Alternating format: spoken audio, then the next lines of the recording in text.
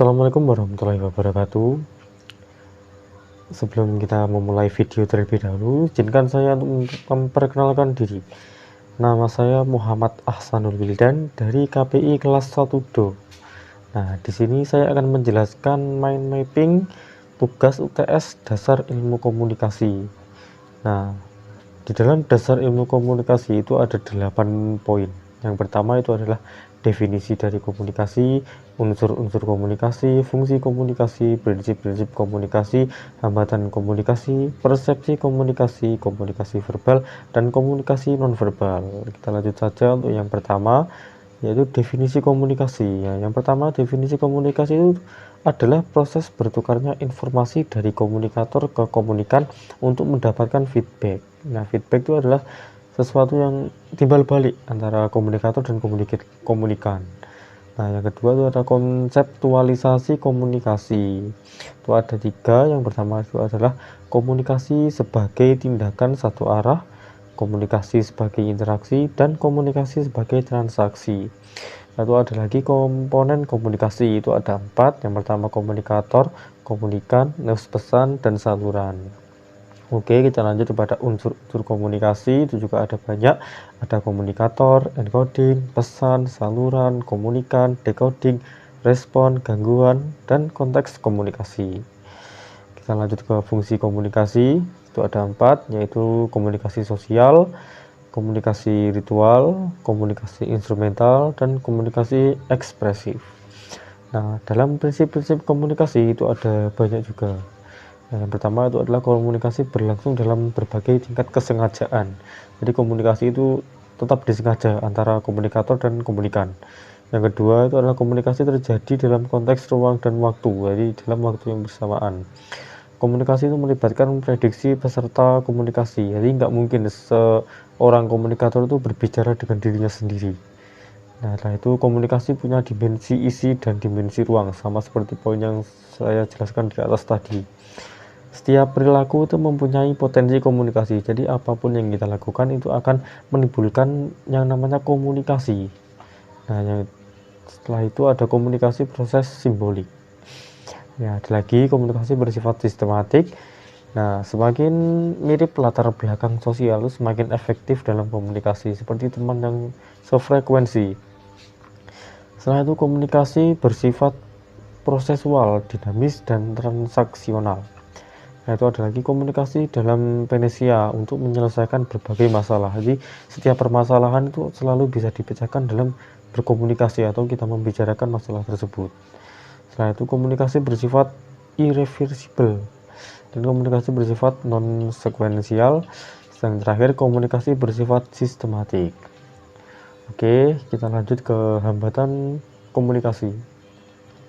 Nah, dalam hambatan komunikasi itu ada 4. Yang pertama fisiologis, yang berarti kendala yang timbul akibat kondisi fisik atau keterbatasan tubuh, di mana seseorang yang menghambat penerimaan, pengiriman, atau pengiriman pesan dengan efektif. Nah, itu juga ada nanti beberapa contohnya. Satu, yang kedua ada semantik. Hambatan komunikasi semantik adalah kendala yang timbul karena perbedaan makna atau pemahaman terhadap kata, frase, atau simbol yang digunakan dalam komunikasi.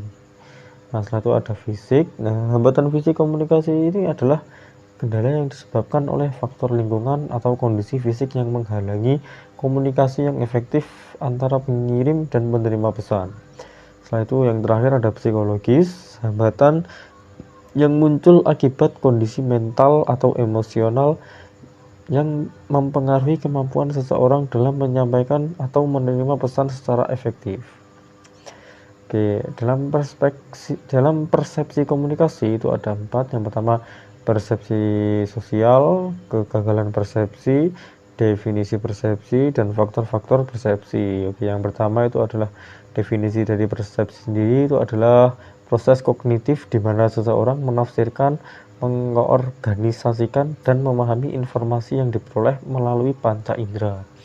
Nah, yang dimaksud dengan persepsi sosial itu adalah proses di mana seseorang mengamati, memahami, dan memahami orang lain serta lingkungan sosialnya. Melalui persepsi sosial, kita dapat menilai karakteristik, motif, niat, serta perasaan orang lain berdasarkan informasinya. Yang kedua itu adalah kegagalan persepsi. Nah, kegagalan persepsi itu terjadi ketika seseorang salah memahami, menafsirkan, atau merespons informasi dari lingkungan atau orang lain. Oke, yang terakhir itu ada faktor-faktor persepsi, ada 4. Nah, yang pertama itu ada faktor internal dari dalam diri individu, dari diri kita sendiri. Yang kedua faktor eksternal dari lingkungan atau situasi. Yang ketiga karakteristik objek atau orang yang diamati. Dan yang terakhir situasi dan waktu.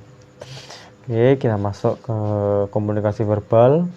Nah, dalam komunikasi verbal sendiri itu adalah bentuk komunikasi yang melibatkan penggunaan kata-kata baik secara lisan maupun tulisan. Untuk menyampaikannya itu berupa pesan atau informasi.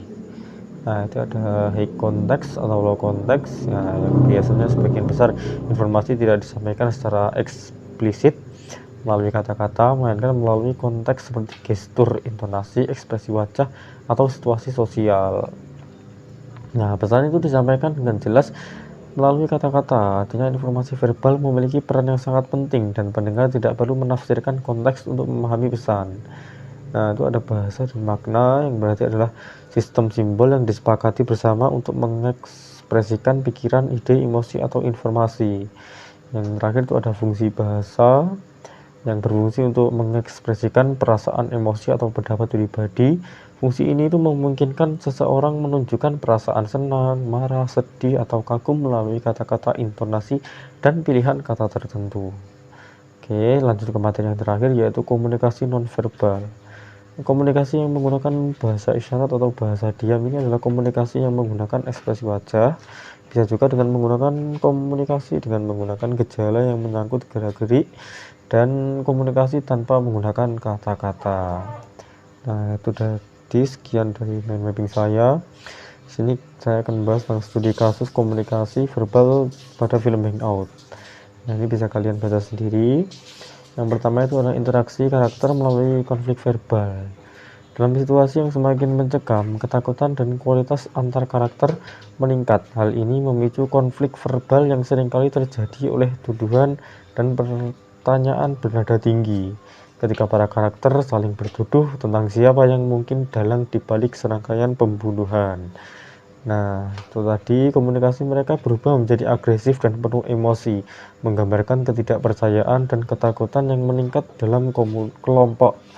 Gaya komunikasi tiap karakter berperan dalam menciptakan dinamika sosial yang berbeda. Beberapa karakter juga menggunakan komunikasi verbal untuk menunjukkan dominasi antara karakter lainnya. Nah, mungkin itu saja yang dapat saya sampaikan. Kurang lebihnya saya mohon maaf. Akhir kata, wassalamualaikum warahmatullahi wabarakatuh.